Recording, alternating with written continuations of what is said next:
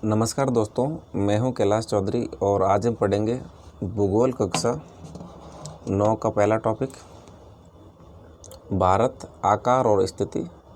दोस्तों हम एनसीईआरटी की कक्षा 6, 7 और 8 को इससे पहले पढ़ चुके हैं। अब हम कक्षा 9 शुरू कर रहे हैं। दोस्तों इस भारत के आकार और स्थिति के बारे में हम जानेंगे, जिसके अंदर आकार में हम जानेंगे कि भारत का क्षेत्रफल कुल कितना है और विश्व के कुल क्षेत्रफल में भारत का हिस्सा कितना है और इसका आकार किस प्रकार है। स्थिति में हम देखेंगे कि विश्व के मानचित्र में भारत की स्थिति किस प्रकार है। ये सारी चीज़ें हम जानेंगे कौन से गोलार्ध के अंदर स्थित है। दोस्तों यदि आप हमारे चैनल पर नए व्यूअर हैं तो चैनल को सब्सक्राइब करें व बेल आइकन को प्रेस करना बिल्कुल ना भूलें, ताकि आने वाले हर नई वीडियो की नोटिफिकेशन आपको सबसे पहले मिले। दोस्तों इसके अलावा इस वीडियो के लिंक को अपने व्हाट्सएप स्टेटस और जो ग्रुप है जितने भी व्हाट्सएप के उन पर ज़रूर शेयर करें, ताकि अधिक से अधिक विद्यार्थियों का इसका लाभ मिल सके। ये दोस्तों एनसीईआरटी की सीरीज़ है। हम कक्षा 6 से लेके कक्षा 10 तक की पहले एनसीईआरटी पढ़ेंगे और उसके बाद में 11 और 12 भी पढ़ेंगे।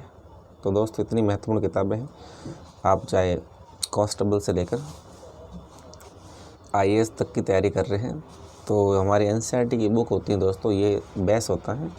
तो इसलिए सबसे पहले बेस क्लियर होना बहुत ज़्यादा ज़रूरी है। आओ शुरू करते हैं। भारत विश्व की प्राचीनतम संस्कृतियों में से एक है।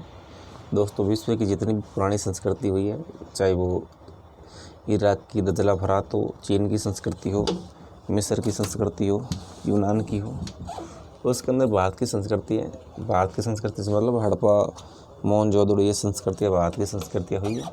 ये सबसे प्राचीन संस्कृतियाँ। दोस्तों पिछले 5 दशकों में भारत ने सामाजिक आर्थिक रूप से बहुमुखी उन्नति की है। यानी पिछले 5 दशक की बात है, जब से देश आज़ाद हुआ है उसके बाद में भारत में लगातार उन्नति हुई। जब दोस्तों अंग्रेज़ गए तो अंग्रेज़ भारत को लूट के ले गए, यहाँ कुछ छोड़ा नहीं, बिल्कुल गरीब देश कर दिया, जो सोने की चिड़िया हुआ करता था उसके बाद में भारत को। तो उसके बाद भारत ने लगातार विकास किया और भारत एक विकासशील राष्ट्र है और विकसित राष्ट्र की ओर बहुत तेज़ी से बढ़ रहे हैं। कृषि, उद्योग, तकनीकी और सर्वांगीण आर्थिक विकास में अद्भुत प्रगति हुई है। तो दोस्तों सारे क्षेत्र हैं, चाहे कृषि का क्षेत्र हो, उद्योग का हो, तकनीकी, सर्वांगीण आर्थिक विकास हुआ है। भारत का विश्व इतिहास में बहुत महत्वपूर्ण योगदान रहा है। दोस्तों भारत का योगदान विश्व इतिहास में बहुत अच्छा योगदान है। अब स्थिति देखते हैं, भारत की लोकेशन किस प्रकार है विश्व मानचित्र में। भारत एक विशाल देश है, ये उत्तरी गोलार्ध में स्थित है। तो दोस्तों इस सीधा फैक्ट पूछे जाने वाला है कि भारत कौन से गोलार्ध के अंदर स्थित है। उत्तरी गोलार्ध में स्थित है और इसका मुख्य भाग है, आपको दोस्तों अक्षांशीय विस्तार और देशांतरी विस्तार दोनों याद होना चाहिए।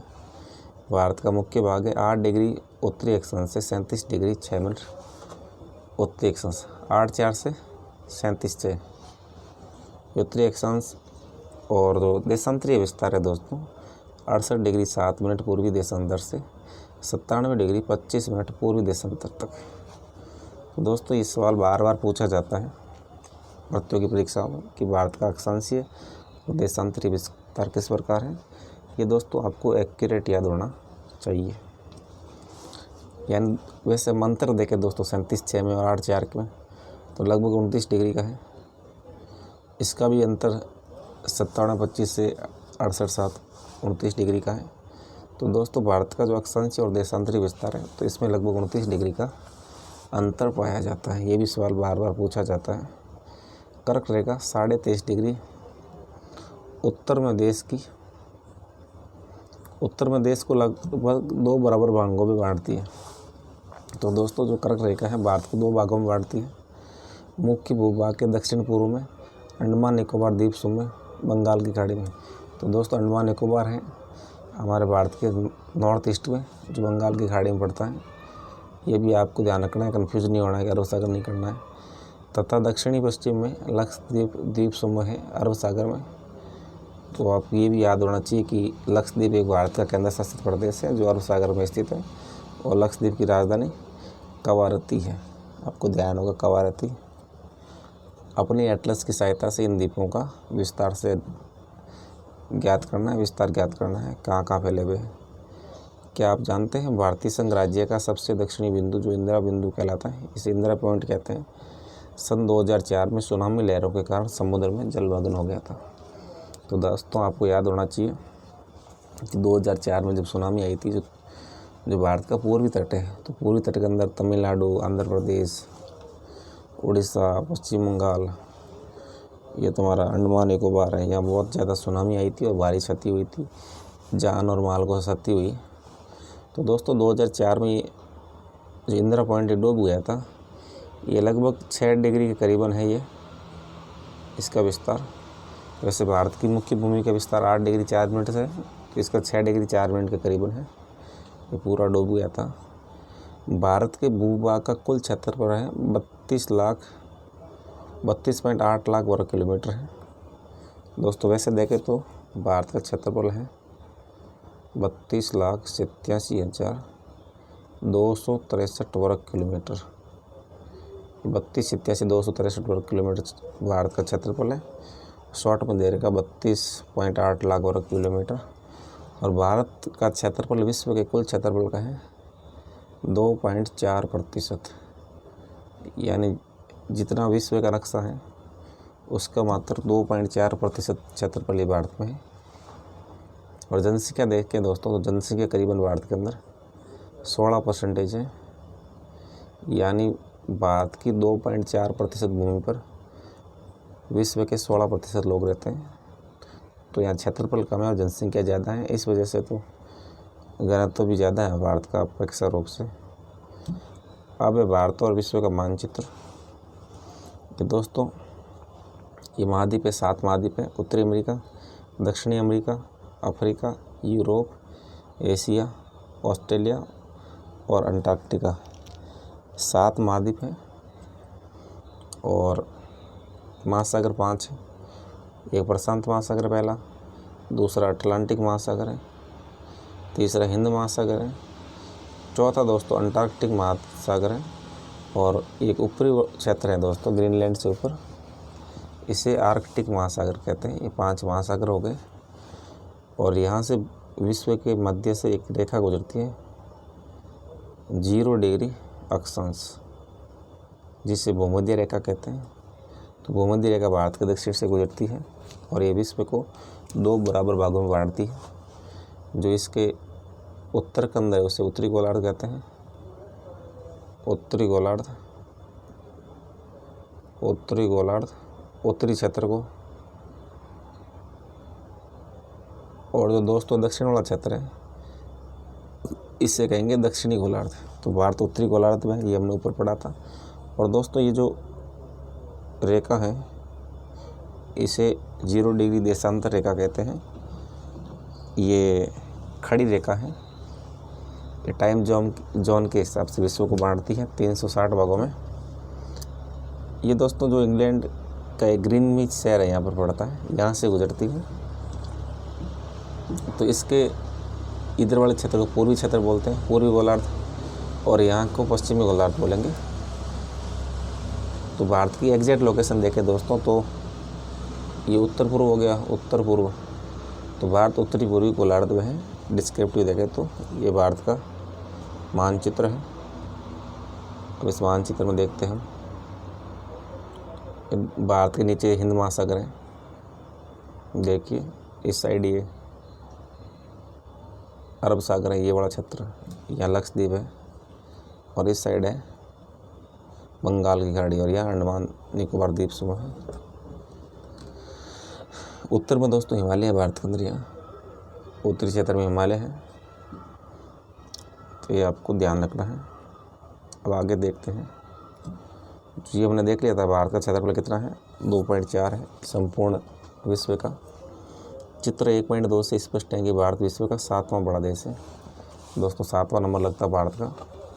जो भारत से बड़े देश हैं वो आपको जानकारी होगी उनके बारे में। तो सबसे बड़ा है रूस, पहले नंबर पे है, दूसरे पे कनाडा है, फिर तीसरे पे संयुक्त राज्य अमेरिका, तीसरे पे चाइना है दोस्तों, और चौथे पे आएगा यूएसए, 5वें पे ब्राज़ील, और 6ठे पे आएगा ऑस्ट्रेलिया। और 7वें पे भारत है। तो भारत 7वें नंबर पे आता है। भारत की स्थल सीमा रेखा लगभग 15,200 किलोमीटर है। यानी जो भारत की स्थल सीमा, स्थल से मतलब क्या है कि जहाँ समुद्र नहीं है, नीचे जैसे बंगाल की खाड़ी हो गया, अरब सागर हो गया, वो तो समुद्र रेखा होगी, समुद्र है। स्थल रेखा तो हिमालय वाला क्षेत्र है, मरुस्थलीय क्षेत्र है, ये सारा मिला के 15,200 किलोमीटर है। ये आपको एक्यूरेट याद रखनी है, भारत की स्तरीय सीमा। और दोस्तों जो तट रेखा जिसके अंदर अंडमान निकोबार द्वीप समूह और लक्षद्वीप समूह इनको शामिल करें तो 7,516 किलोमीटर है। कितनी है? 7,516 किलोमीटर। और वैसे देखें दोस्तों, इनको छोड़ दें अंडमान निकोबार द्वीप समूह और लक्षद्वीप को, तो है 6100 किलोमीटर। तो आपको ध्यान रखना है कि भारत की सीमा है 6100 किलोमीटर समुद्री सीमा। और यदि इनको शामिल कर दें लक्षद्वीप और अंडमान निकोबार द्वीप समूह को तो 7,516 हो जाएगी, यानी कि 1416 किलोमीटर अंडमान निकोबार द्वीप समूह की सीमा है। 6100 ये हो गई। तट से का दोनों को जोड़े तो 7,516.6 किलोमीटर है भारत की तट रेखा। ये दोस्तों ये फैक्ट आपको याद होने चाहिए, सारे फैक्ट। आगे देखते हैं।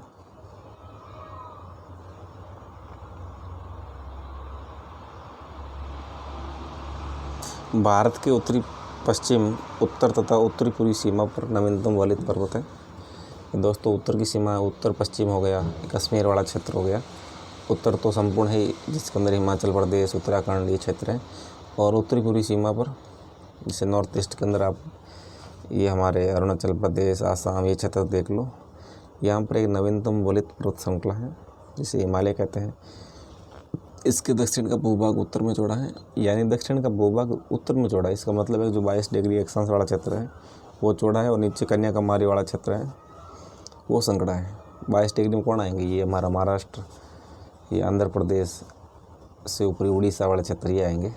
22 डिग्री उत्तरी अक्षांश से हिंद महासागर की ओर संकड़ा होता जाता है। इसके पश्चिम में अरब सागर और पूर्व में बंगाल की खाड़ी है। ये भी आपको मैंने बताया था मानचित्र में। पश्चिम में अरब सागर है और पूर्व में बंगाल की खाड़ी है। चित्र 1.3 में देखिए कि अक्षांश और देशांतर का विस्तार लगभग 30 डिग्री है। तो मैंने आपको बताया था दोस्तों 29 डिग्री, 29-30 तो आपको ध्यान रखना है कि लगभग 29 डिग्री अक्षांशीय विस्तार और देशांतरीय विस्तार का अंतर है। वो मैंने अंतर निकाल के बताया था आपको। 8 डिग्री 4 मिनट से 37 डिग्री 6 मिनट। तो 37 डिग्री 6 मिनट से 8-4 निकाल लो तो अंतर आपको समझ में आ गया होगा। लगभग 29 डिग्री था। 29 डिग्री 2 मिनट ये उत्तरी अक्षांश का अंतर है। और दक्षिणी अक्षांश का अंतर देखिए कितना होगा, 68.7 से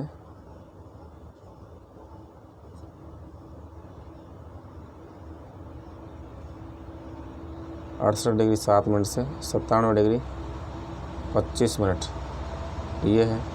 इसमें करीबन दोस्तों 29 अंतर हो रहा है। तो ये 29-30 का अंतर है अक्षांशीय विस्तार और देशांतरीय विस्तार में।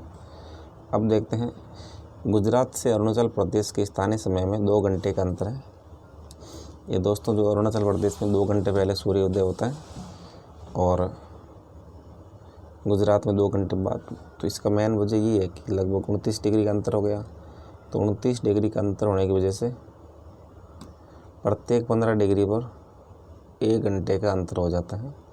वो हम देखेंगे आगे। नहीं दोस्तों ये देख लेता है, 6ठी या 7वीं क्लास में एक टॉपिक था अक्षांश देशांतर का, हमने विस्तृत से अध्ययन किया था, आप उसमें देख लें। तो 29 डिग्री है, यानी 30 डिग्री लगभग 2 घंटे का अंतर हो गया। ये एग्जैक्ट अंतर है 1 घंटा 56 मिनट का अंतर है अरुणाचल प्रदेश और गुजरात के समय के अंदर। तो इसलिए 82.5 डिग्री पूर्वी देशांतर रेखा को भारत का मानक याम्योत्तर माना गया है, जो कि उत्तर प्रदेश में मिर्ज़ापुर से गुजरती है। तो दोस्तों ये 0 डिग्री देशांतर रेखा है, सॉरी 82.5 डिग्री देशांतर रेखा जो भारत का मानक याम्योत्तर है, यूपी के मिर्ज़ापुर से गुजरेगी। तो इसको मैं दोस्तों मेनली करने का वजह है मानक यात्रा करने का मेन वजह है क्योंकि ये मिर्ज़ापुर है उत्तर प्रदेश का, ये गुजरात और अरुणाचल प्रदेश दोनों के मध्य के अंदर है। तो मध्य के अंदर होने की वजह से इसको मानक यात्रा माना है ताकि किसी को असुविधा न हो। तो मिर्ज़ापुर के हिसाब से समय सेट किया, जैसे अरुणाचल प्रदेश से 1 घंटे आगे हो गया और इससे 1 घंटे पीछे, तो इस प्रकार घड़ी सेट करी ताकि संपूर्ण भारत के अंदर एक ही समय रहे। दोस्तों इस सवाल बार बार पूछा जाता है कि भारत में कितने टाइम जोन, तो एक ही तो टाइम जोन है मिर्ज़ापुर वाला। कुछ देशों में ज़्यादा है, जैसे रूस के अंदर से 13 टाइम जोन है, किसी में 5 है, किसी में 7 है। तो भारत में एक ही टाइम जोन है, यानी समय भारत में एक ही होता है। अब नेक्स्ट देखते हैं,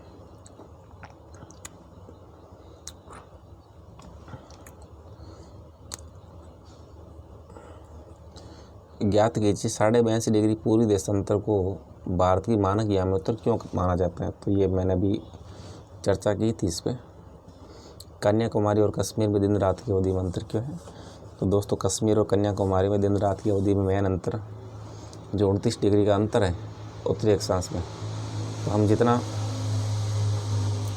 ज़्यादा उत्तर में जाएंगे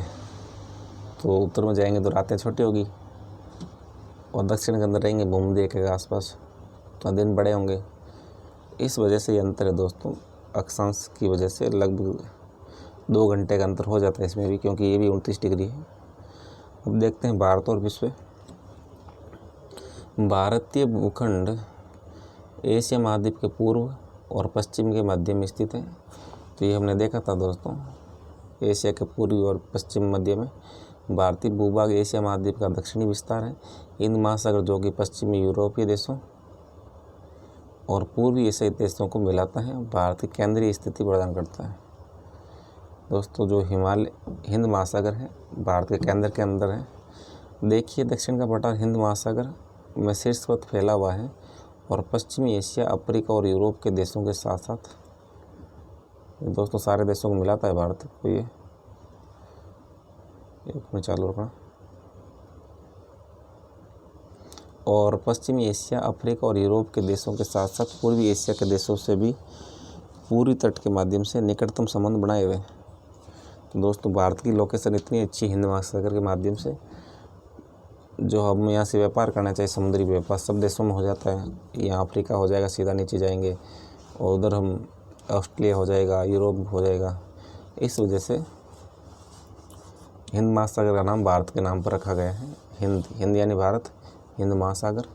हिंद महासागर में किसी भी देश की तटीय सीमा भारत जैसी नहीं है, और भारत की इसी महत्वपूर्ण स्थिति के कारण एक महासागर का नाम इसके नाम पर रखा गया है। क्या आप जानते हैं 1869 ईस्वी में स्वेज नहर के खुलने से भारत और यूरोप के बीच 7000 किलोमीटर की दूरी कम हो गई थी। तो दोस्तों स्वेज नहर कब खुली थी? 1869 ईस्वी में बन के तैयार हो गई थी। 1869 ईस्वी में ये दोस्तों जो स्वेज नहर है ये भूमध्य सागर और लाल सागर को जोड़ती है। तो इससे क्या होगा, हमारे कैप ऑफ गुड होप जलमार्ग है जो दक्षिणी अफ्रीका के नीचे से जाता है, वहाँ से जाना नहीं पड़ता भारतीय जहाज़ों को, और 7000 किलोमीटर की दूरी कम हो गई। दोस्तों ये भी आपको ध्यान रखना है। और इस पर किसका अधिकार है स्वेज नहर पर वर्तमान में? तो मिस्र देश है दोस्तों, मिस्र का अधिकार है स्वेज नहर पे। मिस्र बिल्कुल नज़दीक पड़ता है स्वेज नहर के साउथ के अंदर। यहाँ 2 बंदर का है, पोर्ट सईद और पोर्ट स्वेज, ये बार बार पूछा जाता है। मिस्र ने लगभग दोस्तों 1956 ईस्वी में इस पे अधिकार किया था, कब्जा हो गया था इन पे कुछ MOU के माध्यम से। वैसे बन के 1869 में तैयार हुई स्वेज नहर। अब ये विश्व के 7 बड़े देश, ये दोस्तों 7 बड़े देश बता रखे हैं कि विश्व में कौन कौन से हैं। अब विश्व के 7 बड़े देश देखते हैं। सबसे पहले नंबर रूस है, सबसे ज़्यादा क्षेत्रफल रूस का है। विश्व का कितना है? विश्व का 17% क्षेत्र रूस के अंदर है दोस्तों। फिर दूसरे पे कनाडा का है 9.98, USA 9.83 और चाइना में 9.60। दोस्तों तीसरे नंबर पर USA है क्षेत्रफल की दृष्टि से। जनसंख्या में भी तीसरा नंबर अमेरिका का लगता है। ये दोस्तों बार बार किताबों में चेंज होता है, किसी में USA बताते हैं, किसी में चीन बताते हैं। तो आपको एक्यूरेट बताऊंगा मैं किसके अंदर कौन सी। एनसीईआरटी ही ऑथेंटिक मानी जाती है। एनसीईआरटी के हिसाब से आप अमेरिका याद रखिए। चौथे पे चीन है 9.60%, ब्राज़ील 8.51, ऑस्ट्रेलिया के अंदर 7.69 और भारत का क्षेत्रफल है 3.28% हिस्सा। ये भी दोस्तों गलत है, ये 2.4% हिस्सा है विश्व का प्रति 10 लाख वर्ग किलोमीटर पे। दोस्तों काफ़ी फैक्ट गलत हैं ये। दोस्तों एक बार आप संयुक्त राज्य अमेरिका नहीं होगा यहाँ, क्योंकि मैंने पढ़ा है बहुत सारी किताबों में। तीसरे नंबर पर चीन है, क्षेत्रफल की दृष्टि से तीसरे पर चीन है, और अमेरिका दोस्तों क्षेत्रफल की दृष्टि से चौथे नंबर पर। तो आप दोस्तों इसी को माने, क्योंकि एनसीईआरटी में बहुत सारी गलती है, उसको हम सही नहीं मान सकते। ये जैसे 3.28 तो सही कैसे मानेंगे, ऊपर 2.4 दे रखा है। तो क्षेत्रफल की दृष्टि से तीसरा बड़ा देश चीन है, चौथा यूएस है। जनसंख्या में तीसरा यूएस है, पहला चीन है। अब दोस्तों ये एक मानचित्र दे रखा भारत का। भारत विस्तार और मानक देशांतर। ये दोस्तों जो अंडमान निकोबार द्वीप समूह है, ये बंगाल की खाड़ी में है और 6 डिग्री 45 मिनट 6 डिग्री 45 मिनट पे इंदिरा पॉइंट है, जो 2004 में जलमग्न हो गया था। भारत का सबसे दक्षिणी बिंदु माने तो समुद्री सीमा से, और वैसे यदि 8 डिग्री 4 मिनट पर कन्याकुमारी है स्थलीय सीमा से। यहाँ लक्षद्वीप है हमारे ये अरब सागर में। ये दोस्तों जो दूरी है 3214 किलोमीटर है। उत्तर से दक्षिण है भारत की दूरी 3214 किलोमीटर, और पूर्व से पश्चिम है 2933 किलोमीटर। पूर्व से पश्चिम। जब दोस्तों इसके अंदर अंतर निकाले हैं, ये सवाल कई बार पूछा जाता है, कई बार पूछा गया है। ये तो सबको पता ही होता है, भारत की उत्तर से दक्षिण दूरी 3214, पूर्व से पश्चिम 2933 किलोमीटर। जब इसके अंदर अंतर पूछे तो आपको ध्यान रखना है, इसमें से 3214 में से 2933 घटाना है, तो 281 किलोमीटर की दूरी है। 281 किलोमीटर, जो VVS लक्ष्मण ने सबसे ज़्यादा रन बनाए थे। आपको ऐतिहासिक कोलकाता टेस्ट याद होगा, 281 रन बनाए थे। 281 किलोमीटर है। अब आगे देखते हैं। दोस्तों ये दोस्तों 2933 दे रखा है पूर्व से पश्चिम दूरी। ये अरुणाचल प्रदेश 97 डिग्री 25 मिनट 68.7, ये गुजरात का क्षेत्र है। 37 JNK के अंदर है। इंदिरा कॉल पॉइंट है दोस्तों उत्तर के अंदर, इंदिरा कॉल आपको ध्यान रखना है। ये दोस्तों 82.5 डिग्री रेखा है, 82.5 डिग्री। ये उत्तर प्रदेश के मिर्ज़ापुर से निकलती है, तो मिर्ज़ापुर यूपी का लगभग यहाँ पड़ेगा। ये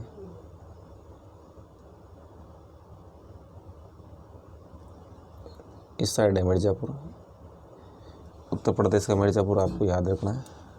नैनी एक स्थान पड़ा होगा, नैनी कस्बा है कोई, नैनी छोटा सा, तो नैनी से निकलती, यूपी के मिर्ज़ापुर के नैनी से। अब दोस्तों नक्शे देखने हमारे चित्र देखने भारत के क्षेत्रफल में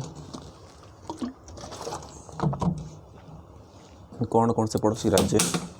एक मिनट दोस्तों चालू रखना आप। एक मिनट।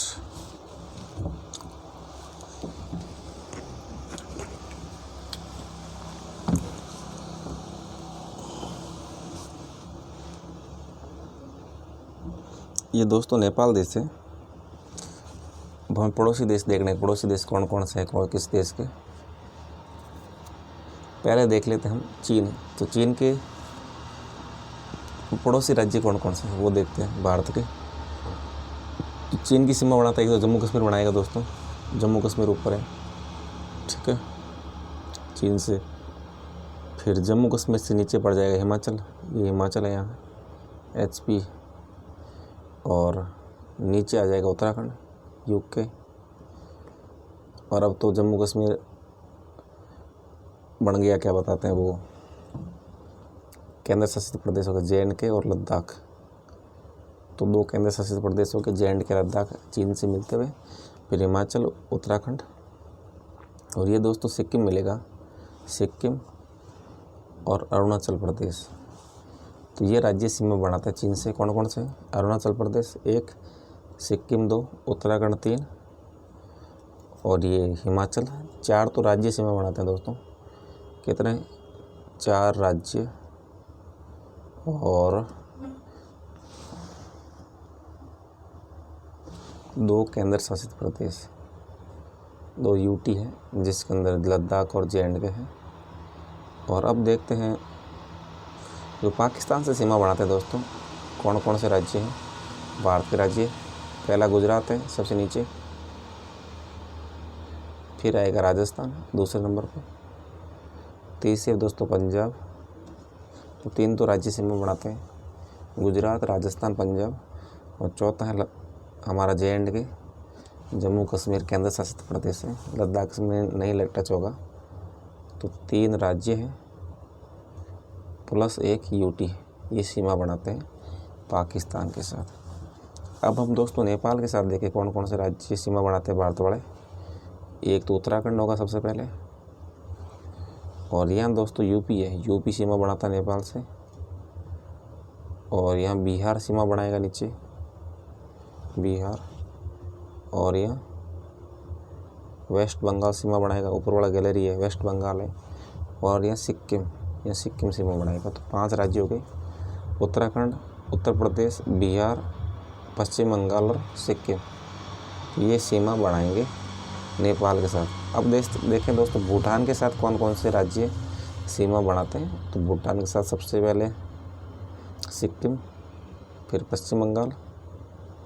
और ये दोस्तों ऐसा लिखा है, ये आसाम का है, आसाम इस प्रकार बसा हुआ है, आसाम इस प्रकार है। तो आसाम और अरुणाचल प्रदेश 4 हैं, अरुणाचल प्रदेश, आसाम, बंगाल और सिक्किम, ये 4 राज्य टच हैं भूटान से। अब देखते हैं दोस्तों कि जो हमारा म्यांमार है, म्यांमार से कौन कौन सी स्टेट सीमा बनाएंगे। तो म्यांमार से सबसे पहले तो अरुणाचल प्रदेश है, ऊपर वाला क्षेत्र है अरुणाचल प्रदेश इस पर फैला हुआ है, ये इस पर अरुणाचल प्रदेश है। फिर नीचे नागालैंड है, फिर दोस्तों मणिपुर है, और ये मिजोरम। अरुणाचल प्रदेश, नागालैंड, मणिपुर और ये क्षेत्र है हमारा मिजोरम। तो 4 स्टेट सीमा बनाएंगे हमारे क्या बोलते हैं म्यांमार से। अब बांग्लादेश से कौन कौन से राज्य सीमा बनाते हैं दोस्तों। तो बांग्लादेश से सीमा बनाने वाले राज्य एक तो पश्चिम बंगाल है, वेस्ट बंगाल, उत्तर के अंदर आ जाएगा दोस्तों हमारा पूरा पश्चिम बंगाल यहाँ तक, तो और आसाम यहाँ तक, आसाम सीमा बनाता है। पश्चिम बंगाल, आसाम, ये दोस्तों जो मेघालय क्षेत्र हो गया इससे बांग्लादेश ऊपर देखो हिस्सा है मेघालय का, मेघालय और आसाम दोस्तों 2 बार सीमा बनाता है। तो इसका ये ऐसे फैला हुआ आसाम, ये इस प्रकार ऐसे फैला हुआ है आसाम और त्रिपुरा। तो इसके भी 4 राज्य हो गए, पहला पश्चिम बंगाल हो गया, वेस्ट बंगाल, फिर हो गया आसाम सीमा बनाएगा। उसके बाद हमारा मेघालय सीमा बनाएगा बांग्लादेश से, फिर बनाएगा त्रिपुरा। तो दोस्तों ये 4 राज्य इसकी भी सीमा बनाते हैं। और दोस्तों बांग्लादेश से भारत की सीमा तो लगती है, इसके अलावा देखो म्यांमार की सीमा भी लग रही है। तो आपको ध्यान रखना है, जो बांग्लादेश से भारत के अलावा म्यांमार की सीमा भी टच होती है। और अफगानिस्तान दोस्तों यहाँ पड़ेगा।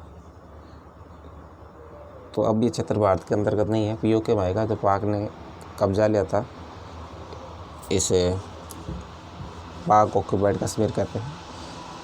तो कश्मीर पे जो कबायली हमला हुआ था 1948 में, उसके बाद में 71-65 इन युद्धों के अंदर पाकिस्तान ने ये क्षेत्र कब्जा लिया था।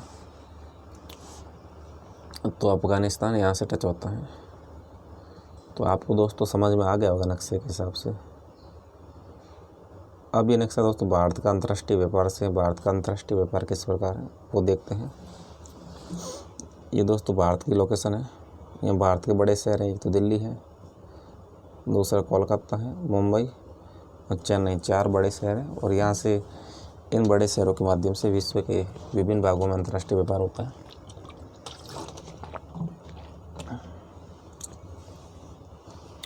दोस्तों अंतर्राष्ट्रीय व्यापार 2 प्रकार से, एक तो वायु मार्ग से, दूसरा समुद्री मार्ग से। तो समुद्री पोर्ट तो एक मुंबई भी पोर्ट है, कांडला है, चेन्नई और कोलकाता, 3 तो समुद्री पोर्ट भी है और हवाई अड्डे भी हैं।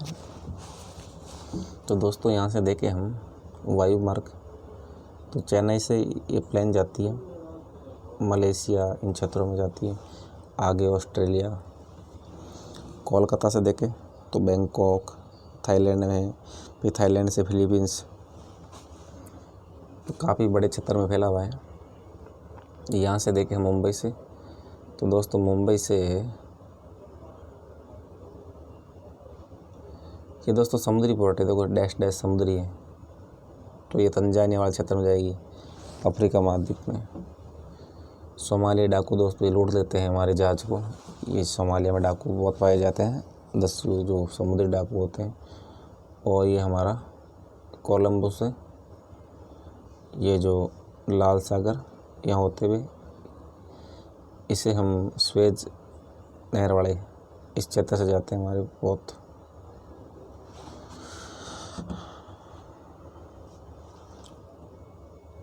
और इधर दोस्तों ये मुंबई से कराची, ये तुम्हारे सीरिया, ईरान, इराक, इन क्षेत्रों में हमारा व्यापार होता है। हवाई मार्ग से भी होता है और जल मार्ग से भी होता है। तो ये भारत की लोकेशन बहुत अच्छी है। तो ये दोस्तों देखो प्लेन जा रहे हैं जापान, टोक्यो तक जा रहे हैं थाईलैंड से, और हमारा यहाँ से जल यान भी जा रहे हैं। देखो दोस्तों यहाँ से आते हैं स्वेज मार्ग से, कुछ मुंबई आते हैं और कुछ देखो कोलंबो होते हुए फिर नीचे कुछ ऑस्ट्रेलिया चले गए और कुछ जापान साइड में चले जाते हैं। अब देखते हैं भारत का विश्व के देशों के साथ संपर्क युगों पुराना है, यानी बहुत सालों पहले भारत का विश्व के देशों से संपर्क रहा है, परंतु ये समुद्री जलमार्गों की अपेक्षा भूभागों से होकर होता था। पहले दोस्तों जो विश्व के देशों से संपर्क होता था भूभाग से होता था। सारे रास्ते थे, दर्रे हमारे खैबर दर्रे, इन दर्रों से लोग आते जाते थे। जलयान की खोज तो दोस्तों बाद में हुई, सबसे पहले लगभग 15वीं सदी में ये खोज होना शुरू करी थी। ये पुर्तगाली लोग, इन्होंने समुद्री रास्ते खोजे थे, जिसके अंदर Vasco D gamma, Columbus, captain cook, इन्होंने खोजे ये। तो भारत पे तो दोस्तों सबसे पहले कौन आया था? वास्को डी गामा आया था 1498 ईस्वी में। यानी लगभग 15वीं सदी के लास्ट के अंदर भारत में इन्हें यूरोपीय लोगों ने भारत को खोजा था जल मार्ग से। तो पहले भी व्यापार होता था, लेकिन पहले स्थलीय मार्ग से होता था। उत्तरी पर्वतों के दर्रों से अनेक यात्री प्राचीन काल से भारत आए।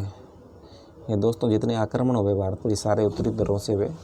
इस खैबर दर्रा, इस सारे तुर्क, मुग़ल सारे आए, अरबी लोग सभी उत्तरी दर्रों से आए, जबकि समुद्री मार्ग बहुत समय तक ज्ञात नहीं था।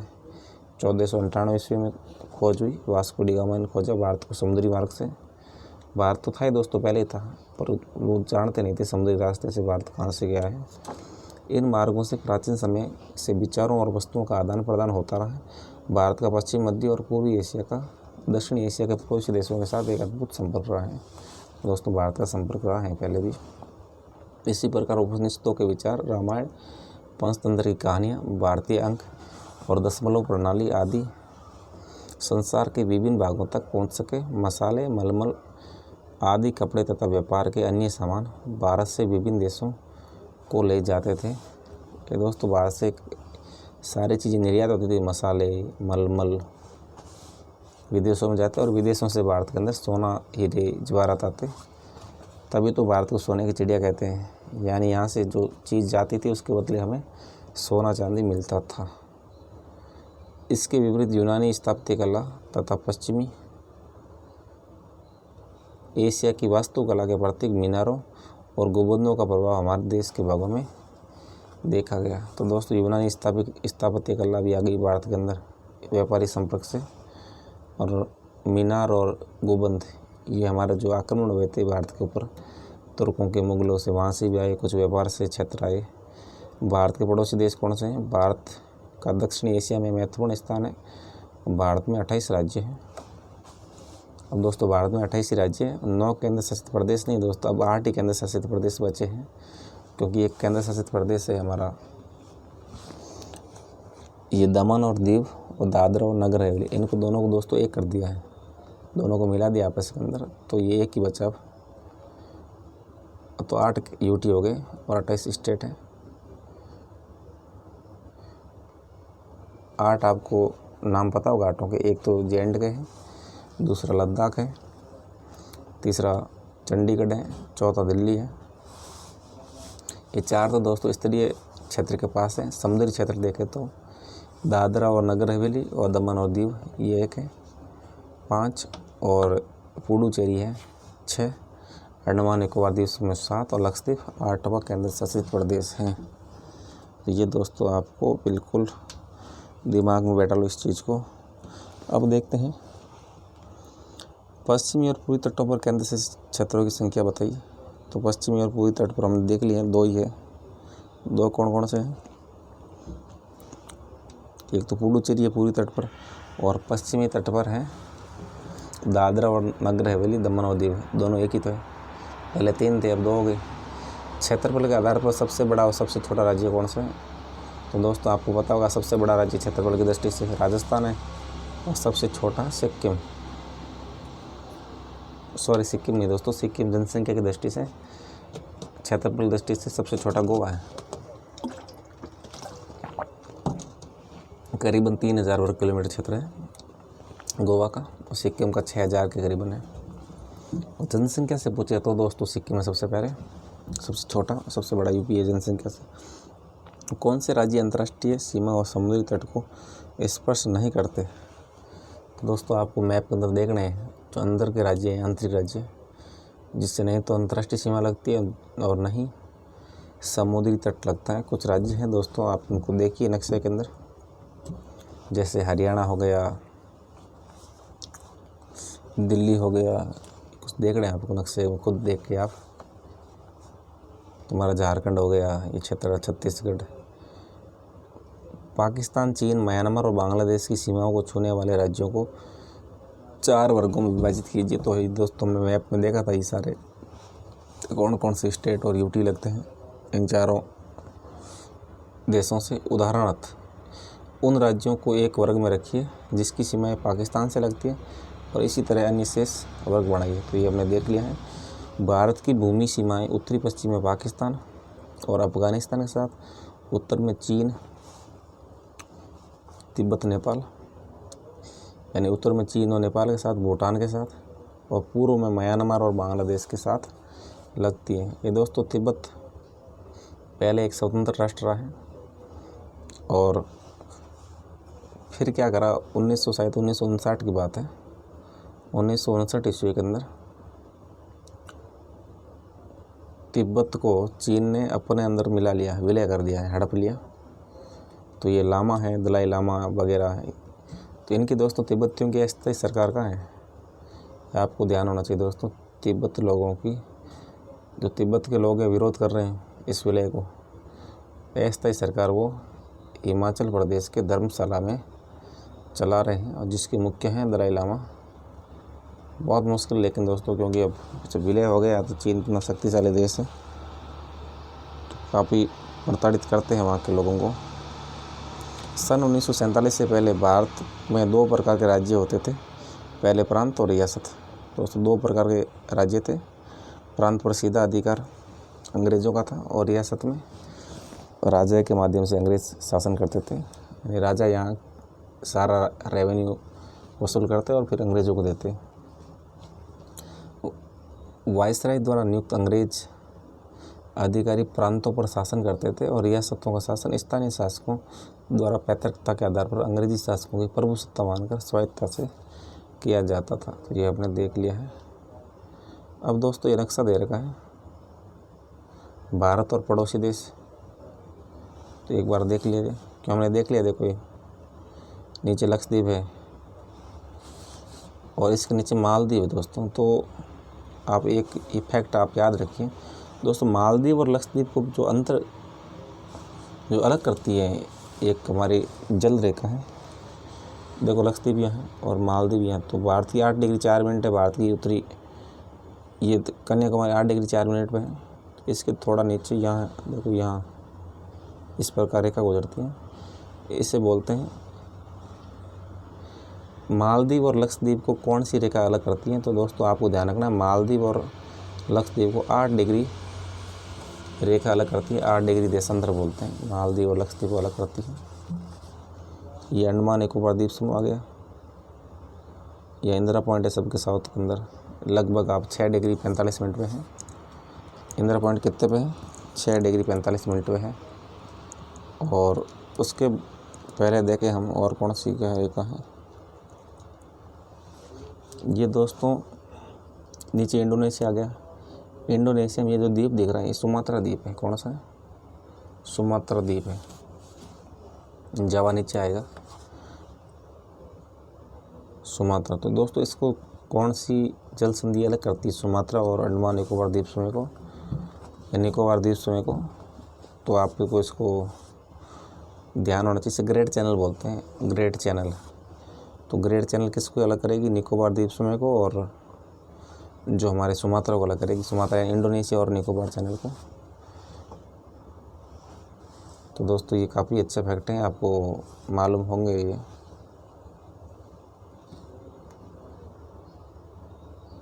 अब आगे देखते हैं।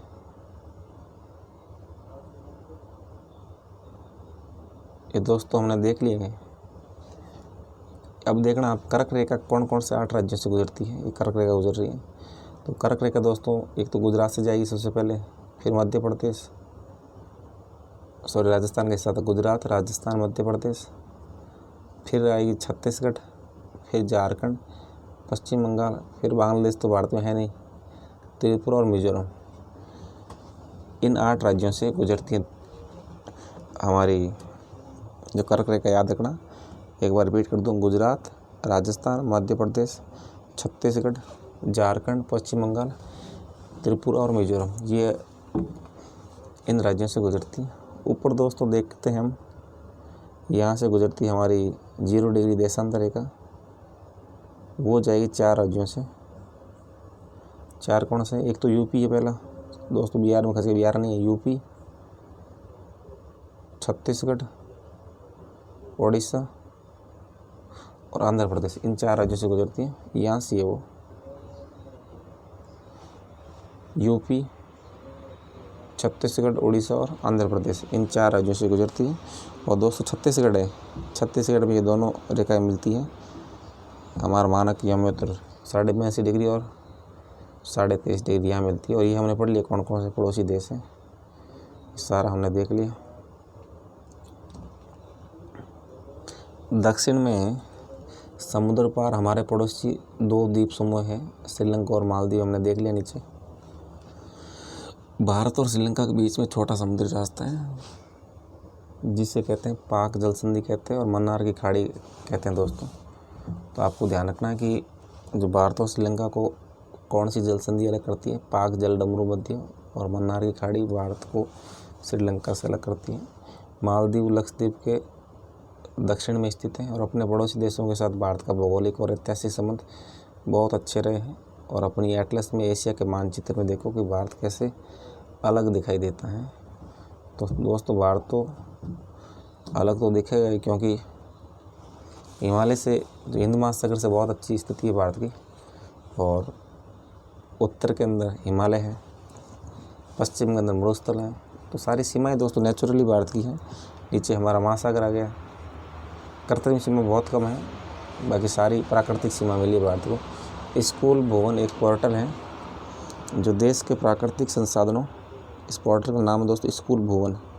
एक पोर्टल है जो देश के प्राकृतिक संसाधनों, पर्यावरण, सतत विकास में उनकी भूमिका के बारे में छात्रों के बीच जागरूकता लाने के लिए मानचित्र आधारित शिक्षा प्रदान करता है। और ये NCERT पाठ्यक्रम के आधार पर भुवन NCERT इसरो की एक पहल है, इन्होंने मिलकर एक पहल करी है, NCERT और इसरो ने मिलकर।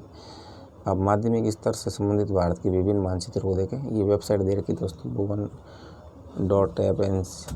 आप देख लें इसको, क्योंकि इसे प्राकृतिक संसाधन, पर्यावरण, सतत विकास के बारे में बताया गया है। तो दोस्तों इसी के साथ हमारा ये टॉपिक कंप्लीट होता है। अब हम इसके अभ्यास प्रश्न करेंगे। पहला है, कर्क रेखा किस राज्य से नहीं गुजरती? तो दोस्तों कर्क रेखा उड़ीसा से नहीं गुजरेगी दोस्तों, राजस्थान, छत्तीसगढ़, त्रिपुरा से गुजरेगी। 8 राज्य आपको याद रखने हैं, 8 राज्यों से गुजरती है। उड़ीसा से क्या गुजरेगी? जो हमारी 82.5 डिग्री पूर्वी देशांतर है वो गुजरेगी। भारत का सबसे पूर्वी देशांतर कौन सा है? तो भारत का पूर्वी देशांतर है दोस्तों 97 डिग्री 25 डिग्री पूर्वी देशांतर। उत्तराखंड, उत्तर प्रदेश, बिहार, पश्चिम बंगाल, सिक्किम की सीमाएं किस देश को छूती है? तो ये दोस्तों आपने देखा था, ये छुएगी नेपाल से।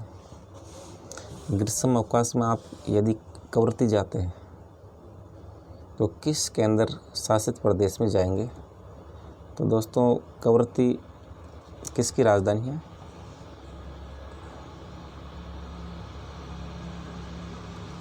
तो दोस्तों आपको ध्यान होना चाहिए, कवरत्ती किसकी राजधानी? कवरत्ती जाएंगे तो हम जाएंगे लक्षद्वीप जाएंगे। कवरत्ती लक्षद्वीप की राजधानी कवरत्ती। दमन और दीव की राजधानी दीव है। अंडमान निकोबार की पोर्ट ब्लेयर है। पुडुचेरी खुद पुडुचेरी है। लक्षद्वीप जाएंगे हम। मेरे मित्र एक ऐसे देश के निवासी है जिस देश की सीमा भारत के साथ नहीं लगती। आप बताइए वे कौन सा देश है?